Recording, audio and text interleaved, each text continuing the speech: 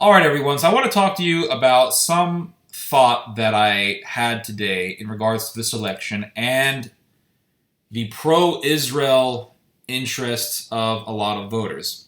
For a long time in this country, the United States, one of the big interests for a lot of voters was if a candidate is pro-Israel. What is the position of the candidate in regards to Israel? And that's why candidates for a long time have spoken at AIPAC events, and they have to express their support for Israel. We saw this with Obama. We saw this with Bush. We definitely saw it with Donald Trump. And the pro-Israel interest voters loved Donald Trump because he was very, very pro-Israel. Now, I am pro-Israel. I have no problem with being pro-Israel. I think we should support Israel. I have no problem with people who are pro-Israel. I think we should support Israel. I think we should support the existence of Israel. The people who say that the state of Israel is illegitimate and it shouldn't exist, those people are psychopaths. I would even argue that in many cases they are genocidal maniacs, because how could you say that a certain country shouldn't exist unless you want to destroy the national concept of those people? So it's pretty horrendous. The people who say that we should boycott Israel, I think, are promoting an idea that is very, very destructive, because if you boycott the state of Israel and you make Israel very, very poor, then you're only going to boost the popularity for the fanatic nationalist of Israel. Currently, Israel is inhabited mainly by people who aren't really nationalist fanatics, although those do exist. But if you were to boycott the state of Israel, I mean, my goodness, it would promote anti-Americanism in Israel. It would promote probably anti-Christianity, because they'll say, well, it's these Christian countries that are doing it. And it would only bolster the position of fanatic, radical Israeli nationalists. So those people who say, well, we should boycott Israel, they're actually giving fuel to the fire of the very ideas that they claim to be against. Now, with that said, one thing that we have learned from this election is that this interest of being pro-Israel is actually declining. Because if the pro-Israel sentiment amongst voters was so strong, we would have been seeing a huge amount of votes for Trump over Biden, because Trump is the most pro-Israel president that we've ever had. Like, he is extremely pro-Israel, extremely pro-Israel. The fact that he moved the embassy to Jerusalem, the fact that he declared that the capital of Israel is Jerusalem and not Tel Aviv, the fact that he overturned the Iran deal, which was the biggest issue for pro-Israel voters, overturning the Iran deal, because the Iran deal supposedly, it supports a country that wants to destroy Israel, so you're only supporting the destruction of Israel if you support the Iran deal, and of course that position could be argued against. But nonetheless, that is the perspective.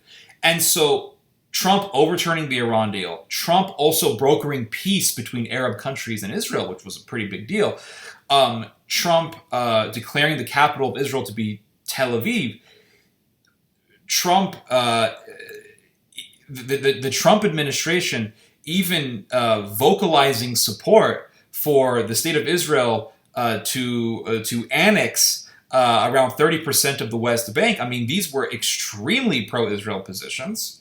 In some regards, it was in support for Israeli expansionism, which I don't support. So if there's one thing that we can learn from this election,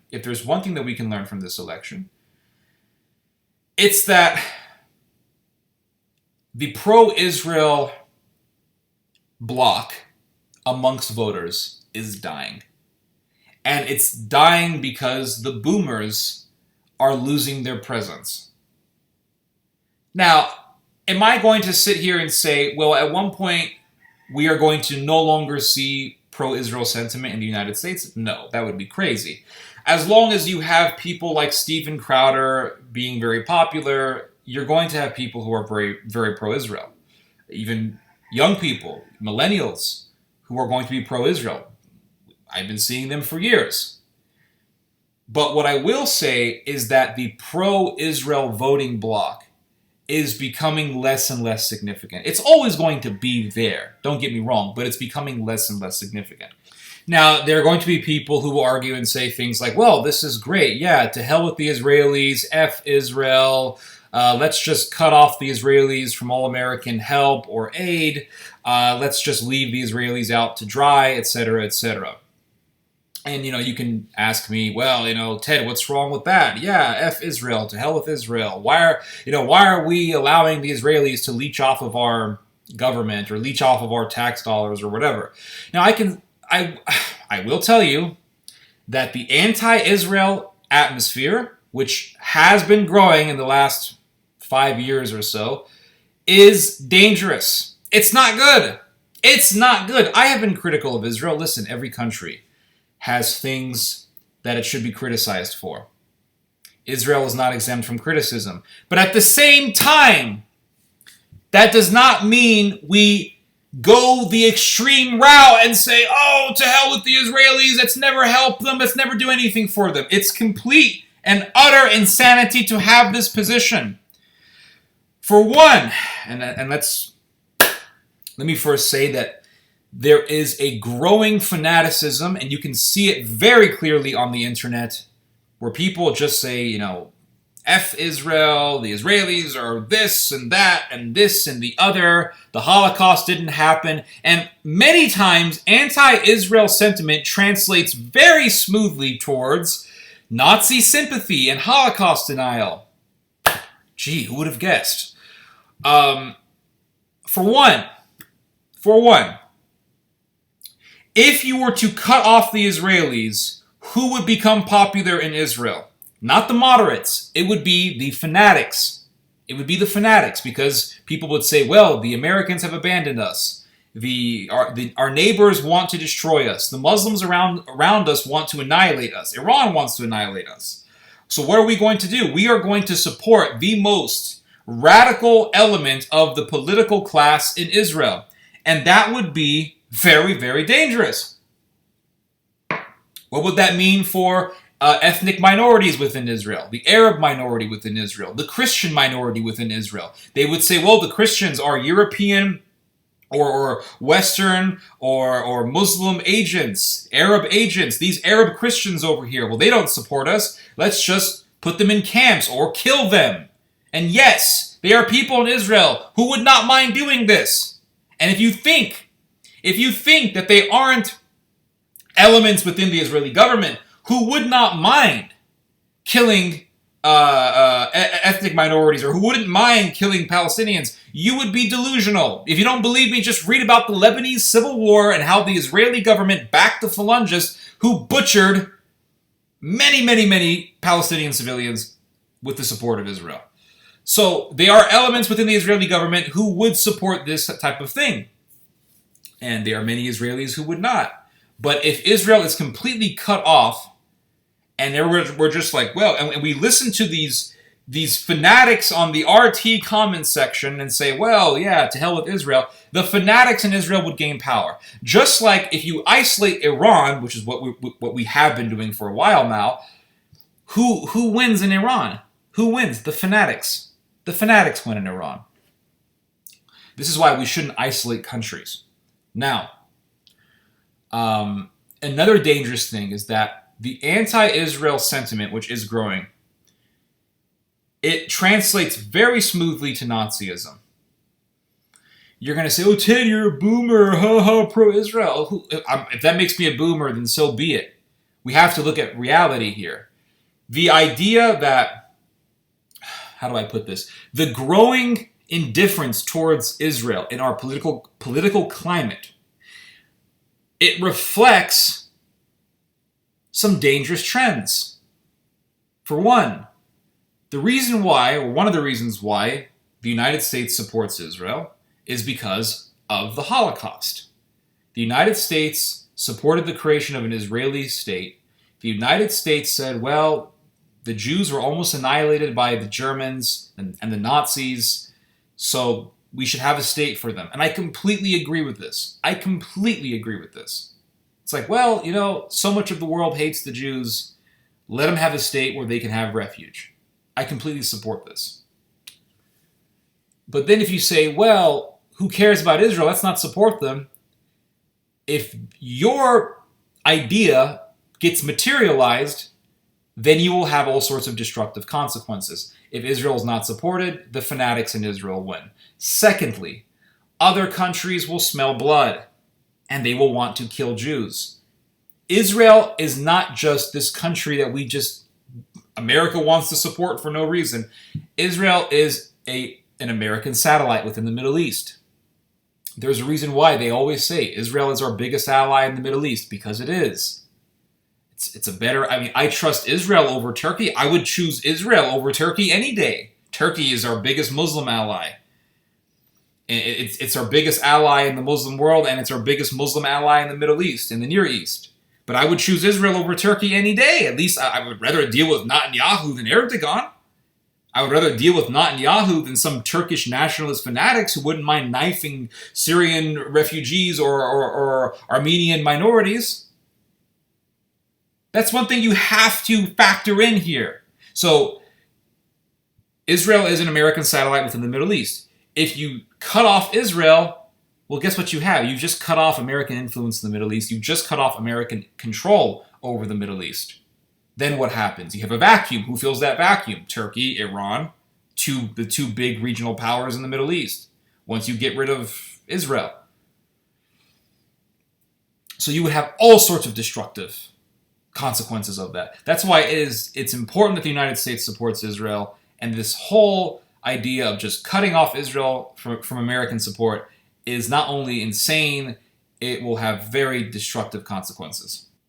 Some people have this idea that a particular voting bloc is the majority. So, for example, for years we've heard from Catholics and evangelicals about how, well, we are going to be the most pro-life generation in U.S. history. We're going to be the most anti-generation in U.S. history. We're going to be the most anti-abortion generation in U.S. history. Well, that's not happening.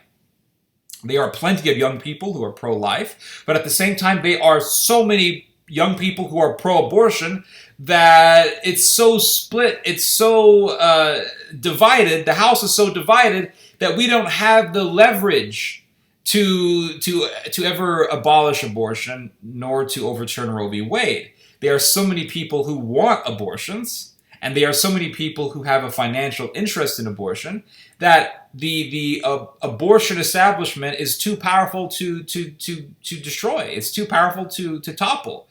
But this idea that a particular voting interest is the majority, I think it's inadequate, and I think that it's premature and overly far-fetched and adventurous. It's like people who think that America is a majority evangelical country. It's not. This is why the idea that Ted Cruz could ever become the president is inept, and it ignores the reality of American society. The idea that someone like Mike Pence could ever become the president, I don't think it's possible. I don't think that this idea is possible. Trump chose Pence as the vice president because that would appeal to evangelicals. Now, don't get me wrong. The fact that Trump chose Mike Pence indicates that evangelicals are a huge part of the American population, but they're not the majority. They are a substantial part of the American voting bloc. They are a substantial voting bloc unto themselves. They are a substantial part of the American population. They are a significant part of the American population, but they're not the majority. This is why Trump became president and Mike Pence didn't. That's why Mike Pence just got the position of vice president and Trump got the position of the presidency. Because the majority of people do not favor this evangelical image. They don't. The majority of Americans are the types of people who, yeah, they believe in God, but they don't mind going to the casino and doing a little bit of gambling. They don't mind, some heathenism on the side. This is why, Comedy Central is so popular. The Simpsons is so popular. South Park is so popular. Because for the most part, most people in the United States don't have an evangelical position. They believe in God. They have this nominal belief in God, but they're not evangelical. This was the mistake that McCain made when he picked Palin. Why? Because, well, McCain wasn't that enthusiastic anyway. He wasn't very electable himself. And then on top of that, he chooses this woman who is part of some charismatic cult in Alaska. It's like, well, this doesn't appeal to people. It's the same thing with being pro-life. Now, Trump did have a pro-life position, but at the same time, even when Donald Trump said, well, if abortion is illegal, a woman should be punished if she has an abortion, Trump was attacked hardcore. Not just by liberals, but he was attacked hard by conservatives. He was attacked hard by so-called evangelicals. So this idea that, well, the pro-Israel voting bloc is so big, that's becoming less and less of a reality. This idea that, well, the evangelical voting bloc is so powerful, it's the majority. It's powerful, it's substantial, but it's not the majority. That's the bottom line. It's not the majority. The majority of people want some sort of a balance. The majority of people want a moderate government. That's why you'll hear Republicans say things like, well, I'm pro-life, but, in the case of rape or incest, I'm pro-choice. They have to make these positions because this is the position of a huge amount of the U.S. population. So that's my position. One thing that we have learned from this election is that the pro-Israel bloc is losing significance because if it really was that powerful, there would be huge, huge voter turnout for Trump. And what we saw in the election so far is that the country is pretty split. Trump is the most pro-Israel president we've ever had. You can say, well, Nixon saved Israel. That's true.